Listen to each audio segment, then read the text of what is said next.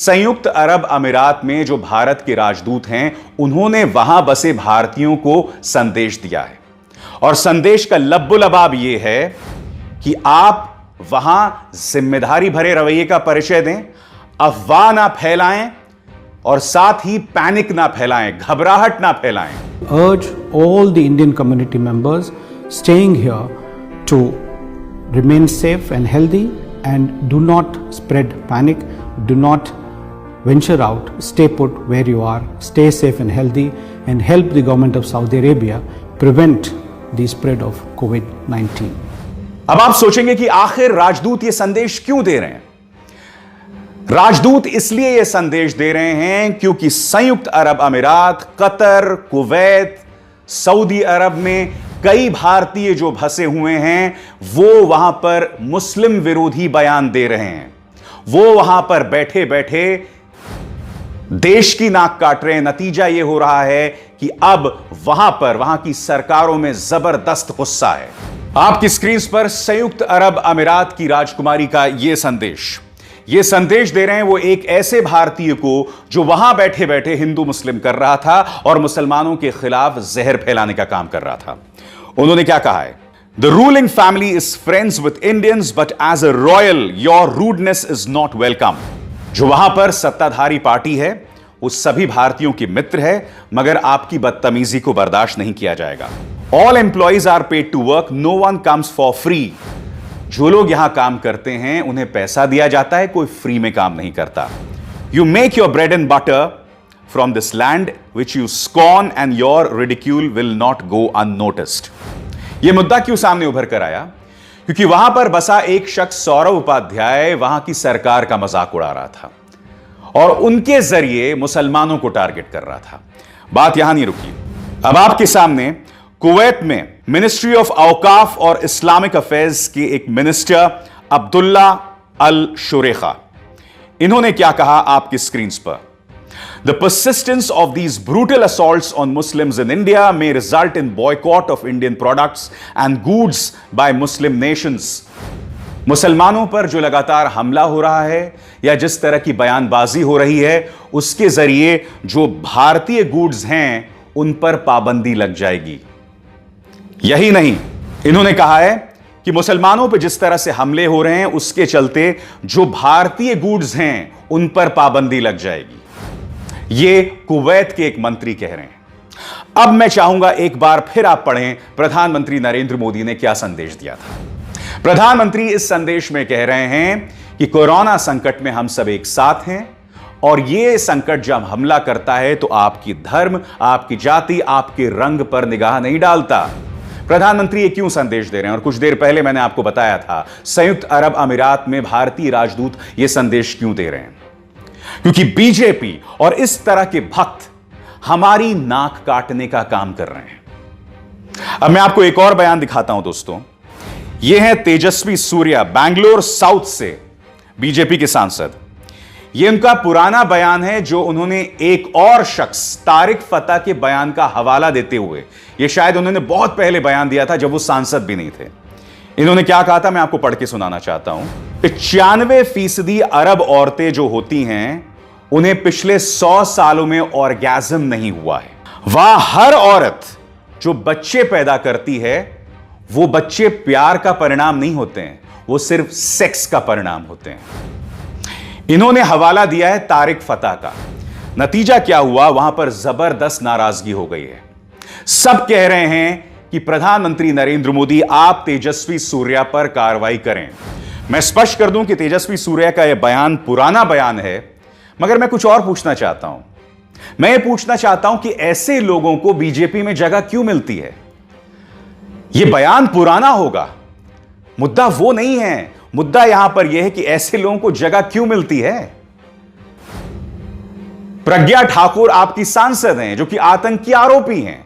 ऐसे लोगों को जगह क्यों मिलती है जो बाद में जाके अंतर्राष्ट्रीय तौर पर देश की नाक कटवाते हैं? क्या इस सवाल का जवाब किसी के पास है?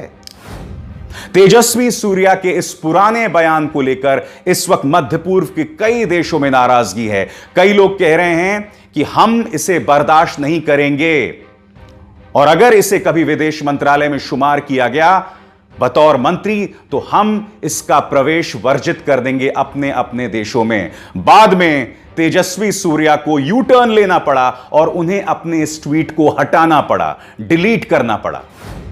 यही नहीं, कुछ देर पहले मैंने आपके सामने कुछ ट्वीट्स पेश किए थे जिसमें संयुक्त अरब अमीरात या कतर में या कुवैत में बसे कुछ भारतीय जहरीले बयान दे रहे थे। उन्हें भी जब धमकी मिली तो अपने ट्वीट्स इन्होंने डिलीट कर दिए। मैं आपसे कुछ और कहना चाहता हूं, अगर आपको लगता है कि आपने वाकई कोई बहुत महान बात की है तो आप उसे हटा क्यों रहे हैं, आप डिलीट क्यों कर रहे हैं? जो वहां पर इस्लामिक कानून है, आप उसके हिसाब से कानून का सामना क्यों नहीं करते हैं? आप सावरकर आसनम क्यों कर रहे हैं, बताइए। मैं फिर आपके सामने रखना चाहूंगा प्रधानमंत्री का वो बयान जिसमें प्रधानमंत्री कह रहे हैं कि कोरोना संकट में हम सब एक साथ हैं, क्योंकि यह संकट ना किसी का धर्म देखता है, ना किसी की जाति, ना किसी का रंग। मगर बीजेपी क्या कर रही है, उसके नेता क्या कर रहे हैं, इनके भक्त विदेशों में क्या कर रहे हैं, यह सब आपके सामने है। अब एक और शर्मनाक मिसाल, क्या आप जानते हैं कि मेरठ के अंदर इस अस्पताल ने, जो आपके स्क्रीन पर है, फरमान जारी कर दिया था कि मुसलमानों का इलाज नहीं होगा।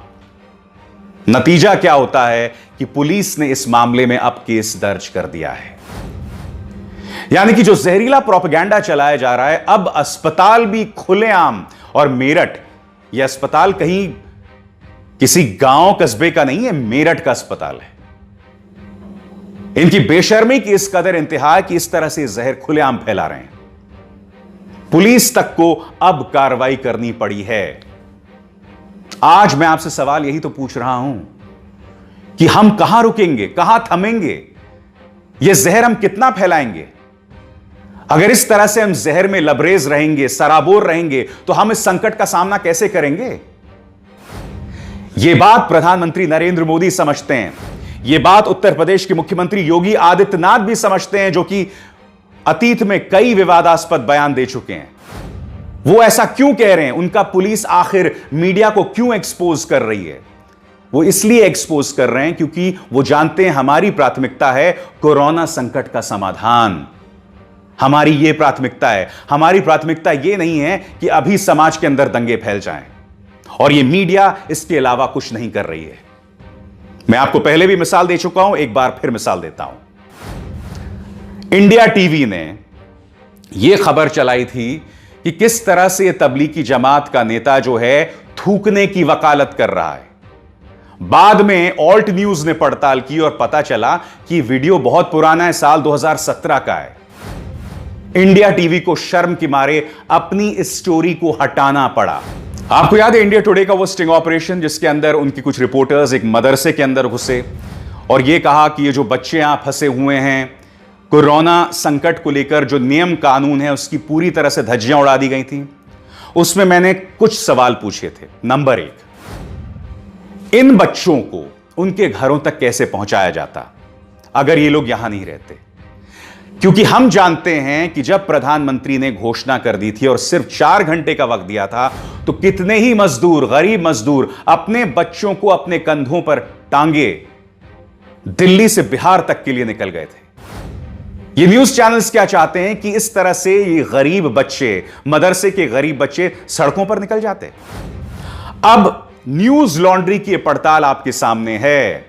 न्यूज लॉन्ड्री की इस पड़ताल में यह बात सामने उभर कर आई है कि जो भी दावे किए गए थे इसमें वो सरासर झूठे हैं, और यह दावा कोई और नहीं बल्कि दिल्ली पुलिस के मुलाजिम कर रहे हैं।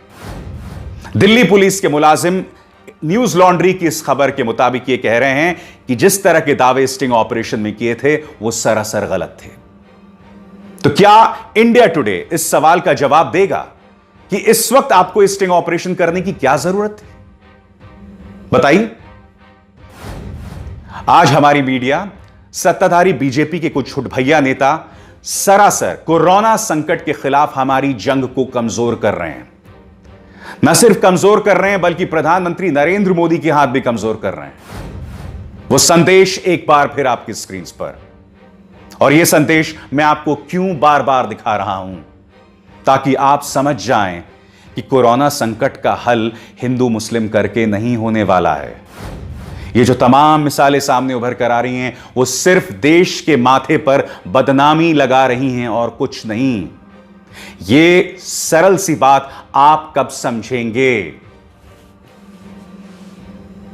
खैर, बेबाक में बस इतना ही। मेरी आप सबसे अपील कि इस कार्यक्रम को ज्यादा से ज्यादा लोगों तक पहुंचाएं, इसे लाइक करें, शेयर करें और द लाइव टीवी को सब्सक्राइब करें। नमस्कार। लाइव टीवी, सच सबसे आगे।